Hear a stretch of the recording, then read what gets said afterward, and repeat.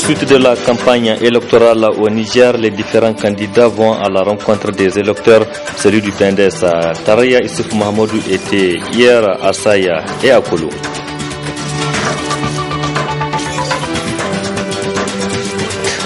Les membres de la campagne Cultivons ont élaboré un document pour lutter contre la faim au Niger. Ils vont soumettre ce document aux 15 candidats à la présidentielle pour apposer leur signature. Vous êtes sur la télévision Labari, mesdames et messieurs. Bonsoir et bienvenue à cette édition de ce vendredi 5 février 2016. La Cour constitutionnelle statuant en matière électorale à son audience publique du 3 février 2016 a rendu un arrêt numéro 003/CC/ME portant rectification de l'arrêt numéro 002/CC/ME du 29 janvier 2016 relatif à la validation des candidatures aux élections législatives du 21 février 2016. Le directeur général des affaires politiques et juridiques du ministère de l'Intérieur a rendu public cet arrêt ce vendredi. On l'écoute. Au niveau de la circonscription électorale spéciale du département de Bani Bangou, il faut ajouter la structure MNSD Nassara. Le titulaire est Zakara Karidio, le suppléant Omar Bobo.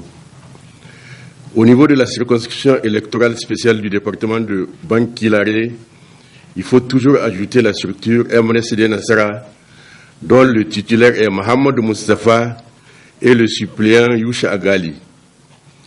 Au niveau de la circonscription électorale ordinaire de la région de Maradi, il faut lire au niveau de la structure MNSD Nassara, titulaire Malan Wada, Rabi Moussa, Abdelkadri Tijani, Ali Koure Jakou, Madame Gaïchet Mohamed, Ibrahim Aboubakar, Moussa Mohamed, Salaw Sani, Maman Sani Amadou, Madame Ajara Sadi, Jadi Adamou, Kada Gwanda, Moussa Adamou, Sa'ajan Juna, Habsou Ali, Issouf Rabo, Mati Damala, Sadis Umaru, Ibrahim Alo, Mohamed Bassirou Sule Dangara, Mohamed Sani Mohamed, Ahmadou Jibo, Illo Kaza, Jeneidou Gado Sabo, Maman Rabiou Mena, Madame Sarat Boukari, Abdou Mohamed Taribako,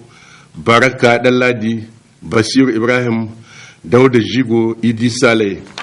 Suppléant, Mahmoud Kanta, Nassir Hamza, Hamisu Seydou, Kane Miko, Halima Moussa, Seydou Haruna, Hussein Shibkaw, Oudou Danjima, Younous Saleh, Nana Hadiza El Haj Bakabe, Hashim Shebu, Lawali Issa Kache, Gwanda Bala, Maimouna Mani, Sapa Wila Umar Lawali, Sule Issoufou, Madame Hadi Saleh, Ibrahim Salisu, Rabiou Kane Garba, Lawali Sani, Mamadou Moubarak Sule Abara, Hima Nari, Ibrahim Muhammad Lawali, Maaz Usman, Mamman Malam Gambo, Zubaida Zubairu, Murtala Dansale, Nuhu Mamman Habibou Djibji.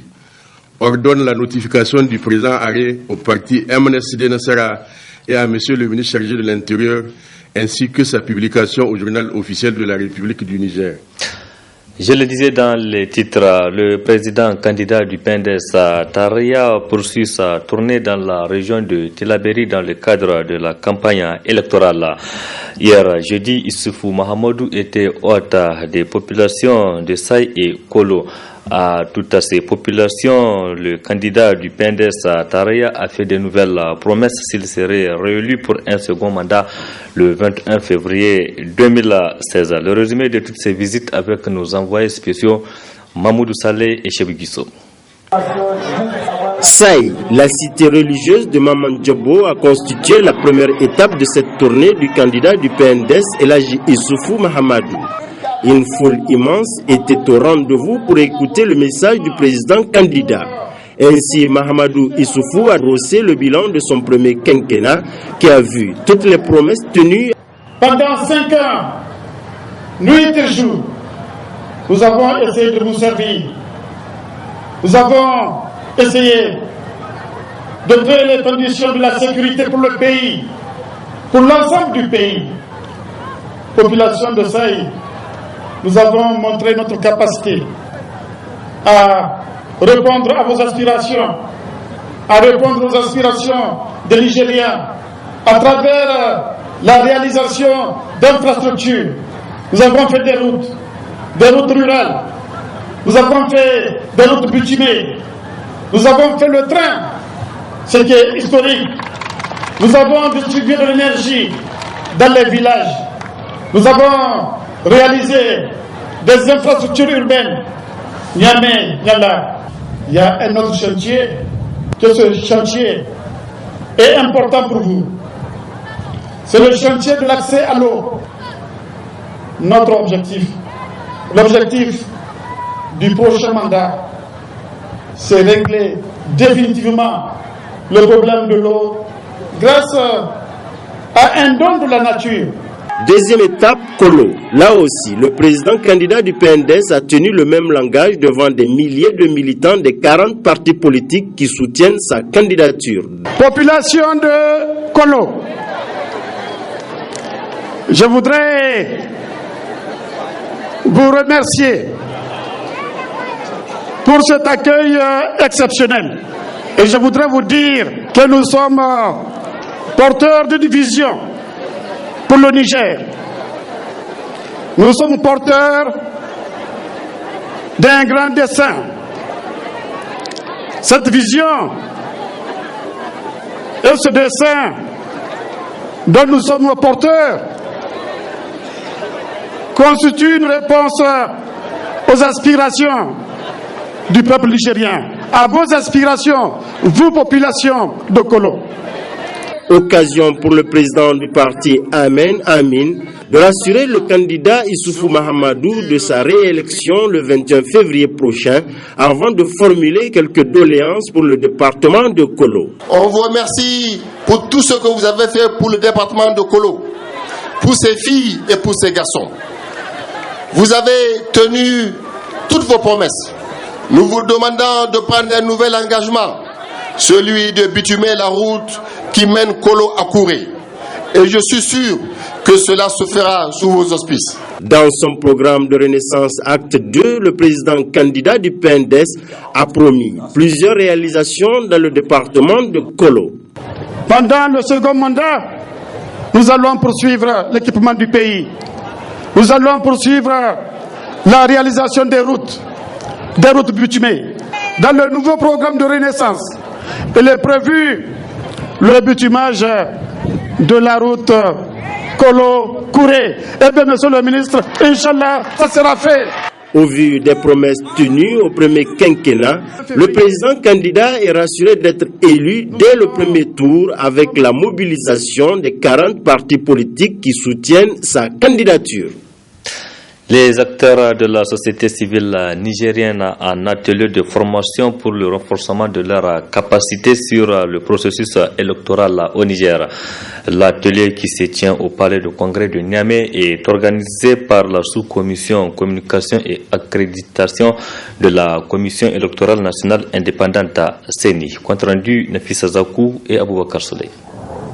Le présent atelier de renforcement des capacités des acteurs de la société civile sur le processus électoral intervient au moment où la campagne électorale en vue des élections présidentielles premier tour couplée aux législatives bat son plein.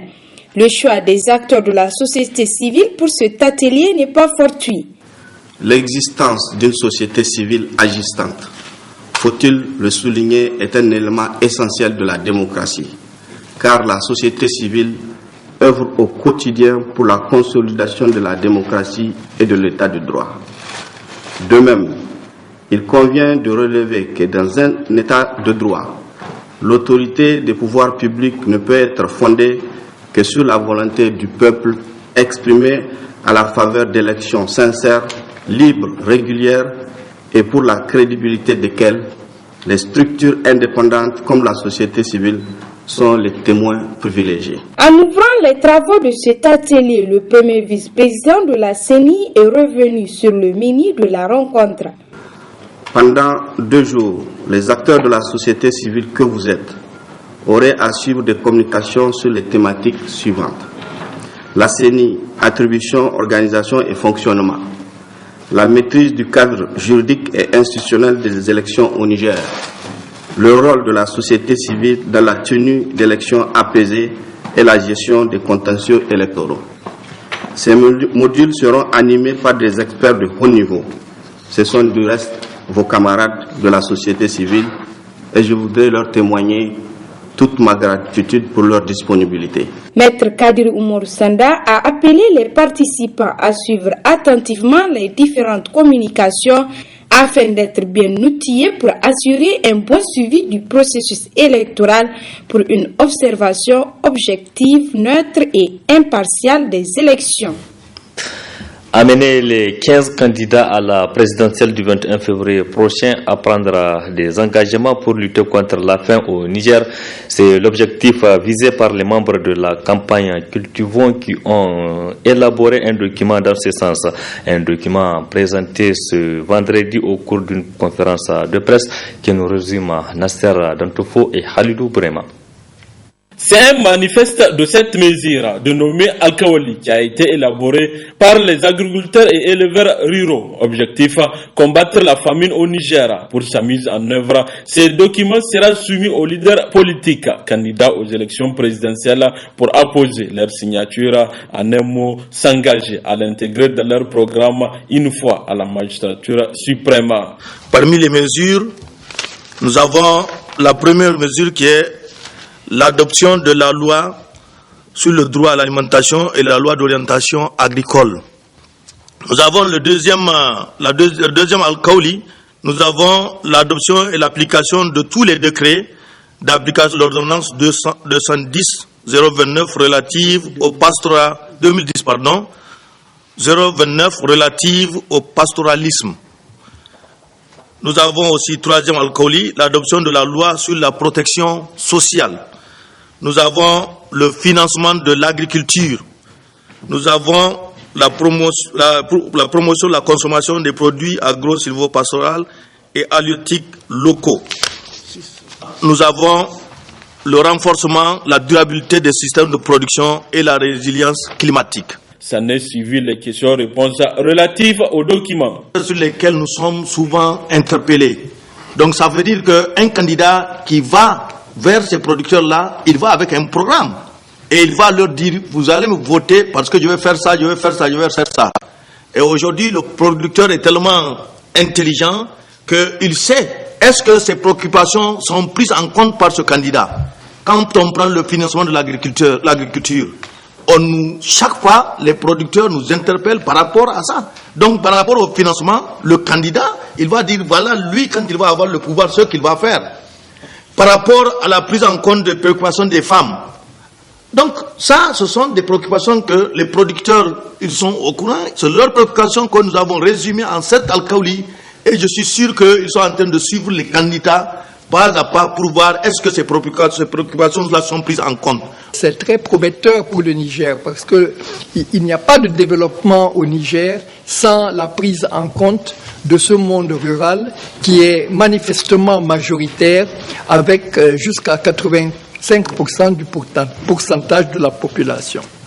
Pour rappel, la campagne Cultivons est une campagne mondiale lancée en 2011 par Oxfam et ses partenaires pour attirer l'attention du monde entier sur l'insécurité alimentaire dans un monde où les ressources se raréfient. Le Niger a rejoint cette initiative en mars 2013 avec le même objectif, faire du droit à l'alimentation une réalité au Niger.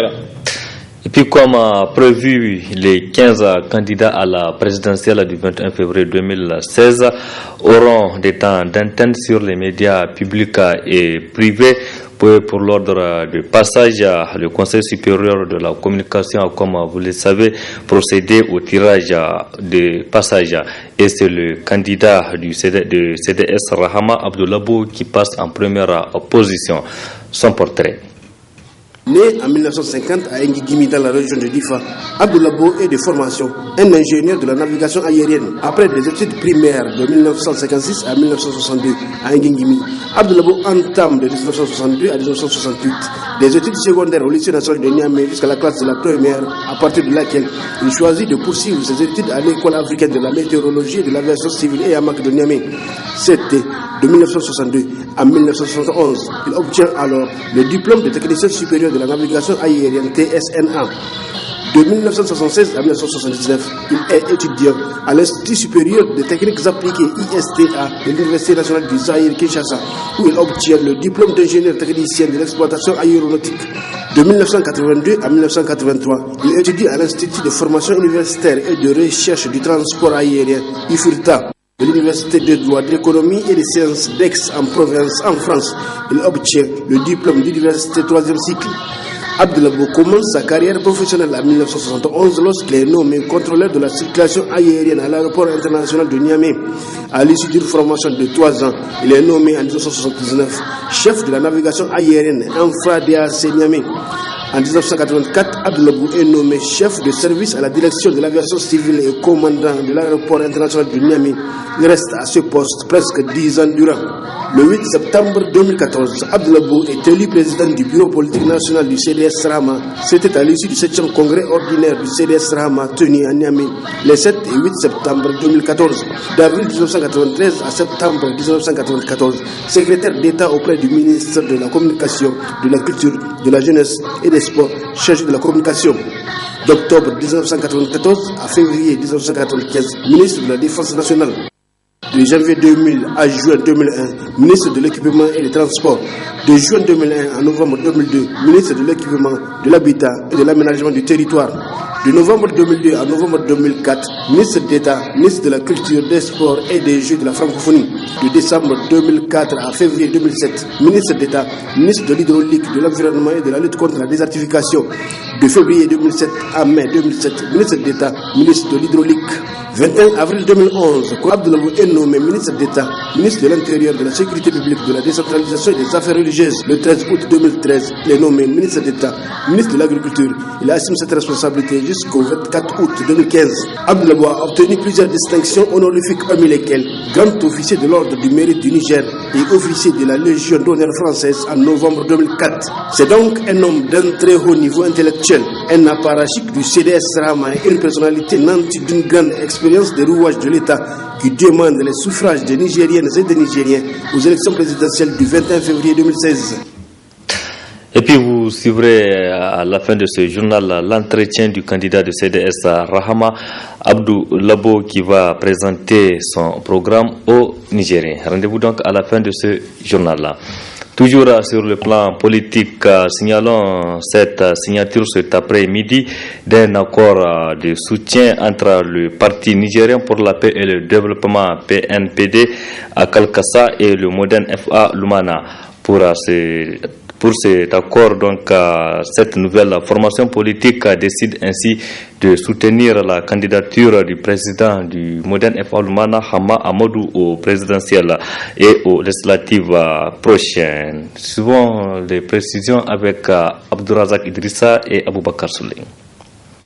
Lors de son dernier congrès, le Parti nigérien pour la paix et le développement a déclaré être ouvert à toute adhésion d'une formation politique qui respecte le programme qu'il porte dans son cahier de charges.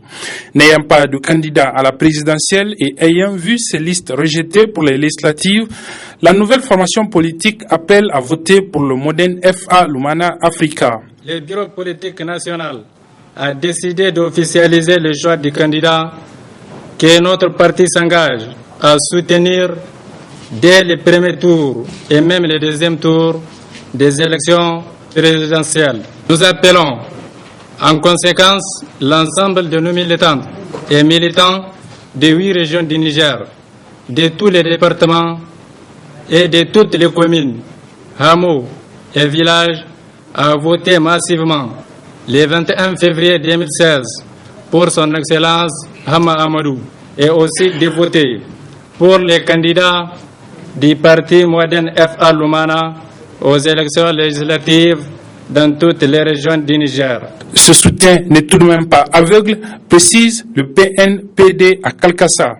Le soutien que nous venons de proclamer et que nous allons traduire en vote ne doit cependant être perçu comme un chèque en blanc.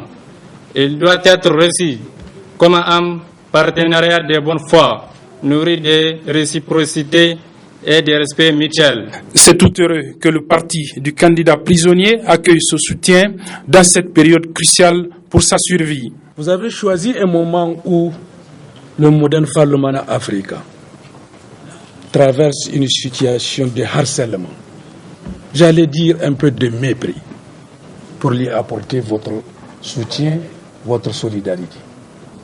Ce n'est pas seulement un acte de bravoure, c'est aussi un acte de foi.